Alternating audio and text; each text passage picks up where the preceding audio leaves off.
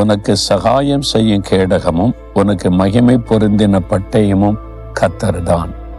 உங்களுக்கு கேடயம் பட்டயம் இந்த ரெண்டுமாய் கர்த்தர் இருக்கிறார் என்று ஆண்டவருடைய வாக்குத்தத்த வார்த்தை சொல்லுகிறாரு. இது என்னது கேடயம் பட்டயம் நினைக்கிறீங்களா?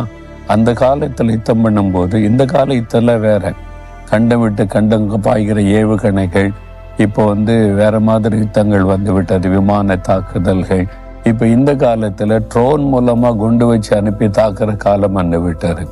ஆனால் அந்த காலத்துல எதிரியோட சண்டையிட போனா வலது கையில பட்டயம் இருக்கும், இடது கையில கேடயம் இருக்கும். எதிரி தாக்கும் போது நாமை பாதுகாத்து கொள்ள கேடயம், அதை வைத்து தடுப்பது. எதிரியை தாக்குவதற்கு பட்டயம். இந்த ரெண்டுமே கர்த்தர் தான் நமக்கு. இந்த உலகத்துல நமக்கு யாருங்க சத்துரு நினைக்கலாம்? மனிதர்கள் சத்துரு வரல. கண்ணுக்கு தெரியாத எதிரி பிசாசானவன்.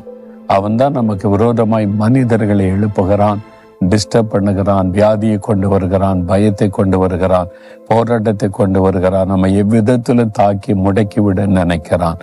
அவனுடைய தாக்குதல்களினாலே நாம் பாதிக்கப்படாதபடி கேடயத்தினாலே தடுத்து நம்மை பாதுகாத்து கொள்ளணும். அவனுடைய கிரியைகளை அழிக்கும்படி பட்டயத்தை வைத்து ஜெபிக்கத்தின் மூலமாக அவனுடைய கிரியைகளை நம்ம அழிக்கணும். இந்த ரெண்டையும் ஆண்டவர் நம் கையில தந்திருக்கிறார். இந்த ரெண்டுமே கர்த்தர் தான் நமக்கு.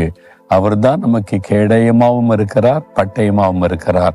அப்ப என்ன சொல்லணும்? ஆண்டவரே, நீங்க எனக்கு கேடயமா இருக்கிறதுனால சத்துரு என்னை சேதப்படுத்த முடியாது. பிசாசு எத்தனை போராட்டம் கொண்டு வந்தாலும் என்னை சேதப்படுத்த முடியாது. பிறகு எதுக்கு பயப்படணும்? எதுக்கு கலங்கன்னு சூழ்நிலை பார்த்து உங்களை ஒன்றை சேதப்படுத்த முடியாது. ஆண்டவர் கேடயமா முன்னால நின்று தடுத்து உங்களை பாதுகாக்கிறவர். அவர் தான் உனக்கு பட்டயம். இயேசுவின் நாமத்தை சொல்லுங்க. ஒரு பட்டயம் வெட்டுவதை போல சத்துருடைய கிரியைகளை ஒரு வெட்டி வெட்டி உங்களுக்கு ஜெயம் தருவார்.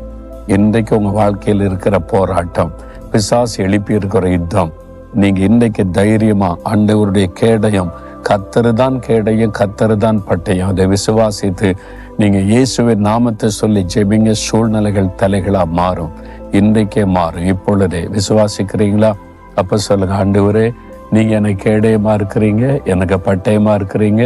சத்துரு என்னை மேற்கொள்ள முடியாது. இயேசு கிறிஸ்துவின் நாமத்தில் என் சத்துருவின் கிரியைகள் அழிக்கப்படவும், நான் ஜெயிக்கவும் நீர் எனக்கு அந்த பட்டயமாக இருந்து ஜெயம் தருகிறதற்காய் ஸ்தோத்திரம், ஸ்தோத்திரம். இயேசுவின் நாமத்தில் ஆமேன், ஆமேன்.